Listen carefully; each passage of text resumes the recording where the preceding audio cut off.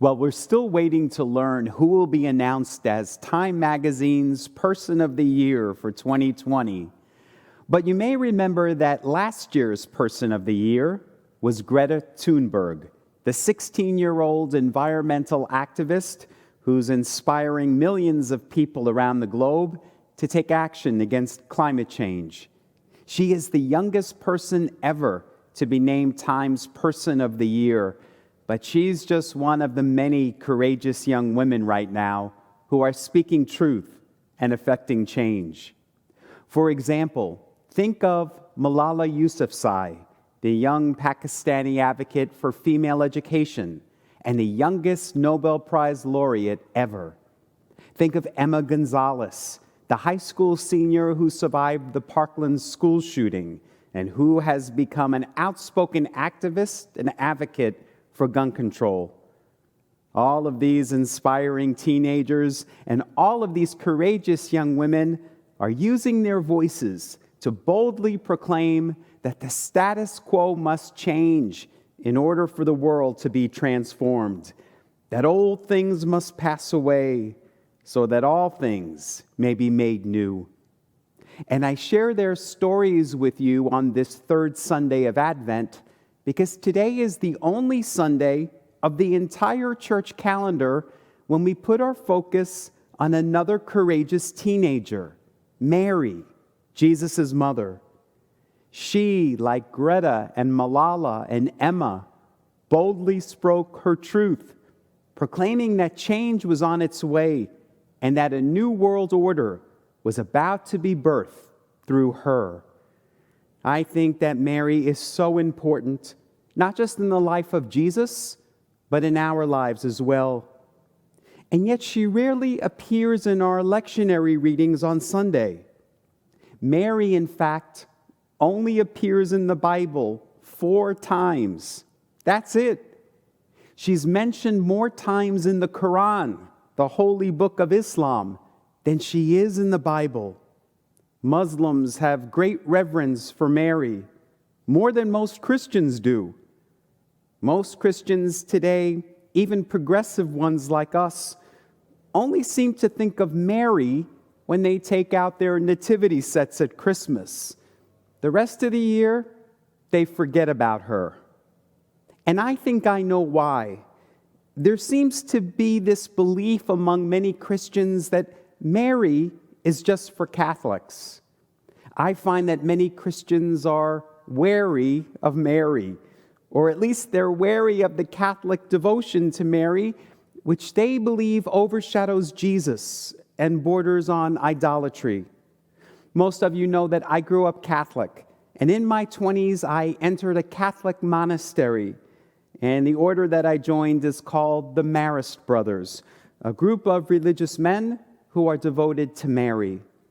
The motto of the Marist Brothers in Latin is Ad Jesum per Mariam, which means to Jesus through Mary. Every morning and every evening we would join together in the monastery to say prayers to Mary, who was our way to Jesus. And although I am no longer a Catholic, to this day, I still have a great devotion to Mary, not just at Christmas time, but throughout the year. For me, she represents the feminine nature of God, the birther of the cosmos, the one who gave birth to the light of the world and continues to make all things new. For far too long now, the Christian church and our world in general has been dominated by the masculine voice. For centuries now, the feminine voice has been repressed and stifled. But right now, we need the feminine voice. We need it now more than ever. Rob Bell has a great quote in his book entitled, "What We Talk About When We Talk About God." He says, "When the female voice is repressed and stifled, the entire community can easily find themselves cut off from the sacred feminine, depriving themselves of the full image of God." The full image of God, my friends, is both masculine and feminine. God is both Father and Mother. And so I'm so grateful for Mary in my life, for she shows me the face of the Divine Mother. But who was the real Mary? We've come to see her as the meek and mild handmaiden, the obedient and perfect submissive virgin. But that's all a myth. In reality, Mary was tough, bold, courageous, and radical. In the time and place where Mary lived, she was at the lowest place in society. She was poor and a woman and a Jew and an unwed pregnant teenager. Religiously, socially, and politically, she was oppressed, outcast, and marginalized. Yet God chose her, of all the people, to become the mother of the light of the world. In today's gospel reading, we hear the words of Mary's Magnificat, her song of praise to God. But the Magnificat is not some pretty little innocuous love song. As we heard in our words of integration and guidance this morning from Reverend Dawn Hutchings, the Magnificat is a subversive song of resistance, a manifesto, if you will, of liberation and revolution. The Magnificat is Mary's protest song. In it, Mary is proclaiming a new world order. She says, God has looked with favor upon me, a lowly servant, and from now on all generations will call me blessed. God has brought down the powerful from their thrones and lifted up the lowly. God has filled the hungry with good things, and the rich he has sent away empty. God is establishing a new world order, a new kingdom, where the mighty and powerful will be pulled down from their thrones, and where the lowly will be lifted up high, and the hungry will be filled with good things. That's what Mary is proclaiming in the Magnificat. And those words over the centuries have been unsettling to those in power. The British government, during its occupation of India, deemed it unlawful to sing the Magnificat in church. Argentina, during the oppressive regime of Juan Perón, banned the Magnificat from being read aloud. And during the 1980s, the Guatemalan government did the same because it stirred up the impoverished masses. Mary's message to the world proclaims that change is coming. The light is on its way. That's why I see the spirit of Mary today in Greta and Malala and Emma. That's why I see the spirit of Mary today in all the brave women who have spoken out in the Me Too and Time's Up movements the past couple of years, courageously speaking their truth after years of being silenced by men in power.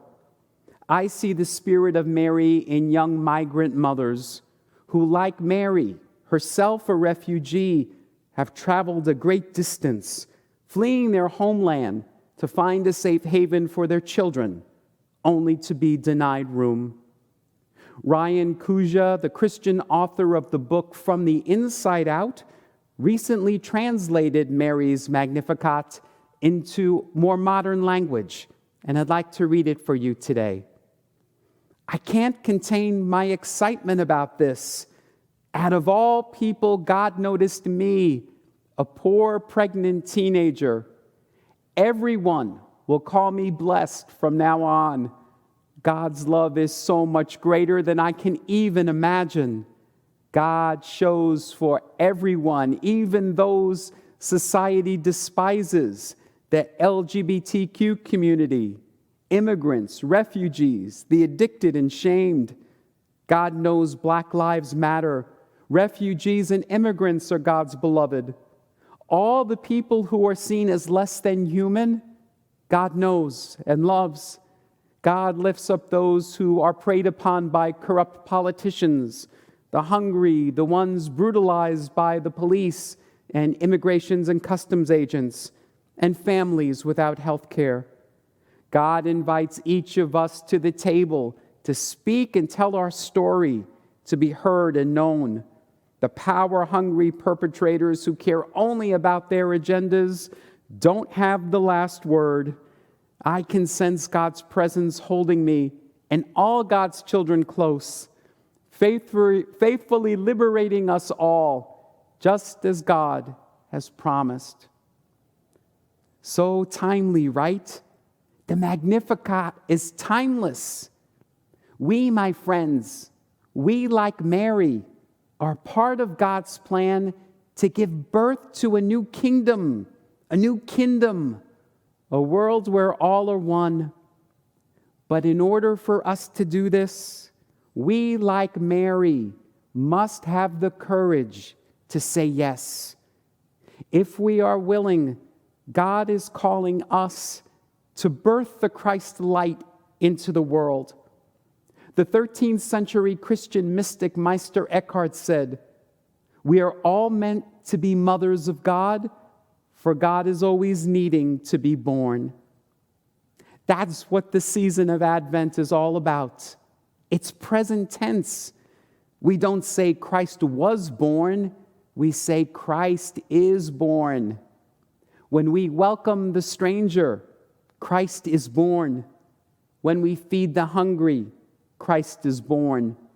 When we lift up the lowly, Christ is born. When we pull down the rich and mighty from their thrones, Christ is born. When we care for the planet, empower women, and speak truth to the powers that be, Christ is born. That's what Advent is all about. A time of preparation for us in which we allow ourselves to become pregnant with the light so that we can give birth to it during this time of great darkness. Therefore, I hope you will find time between now and Christmas to do as Mary did, to rejoice in the good news that God has chosen you to birth the light into a world of darkness. And I invite you to call upon Mary often, not just at Christmas time, but throughout the year. Don't be wary of her. She's not just for Catholics. She's for all of us. Let all of us, like Mary, have the courage to magnify God's light and to shine it for all the world to see. Namaste.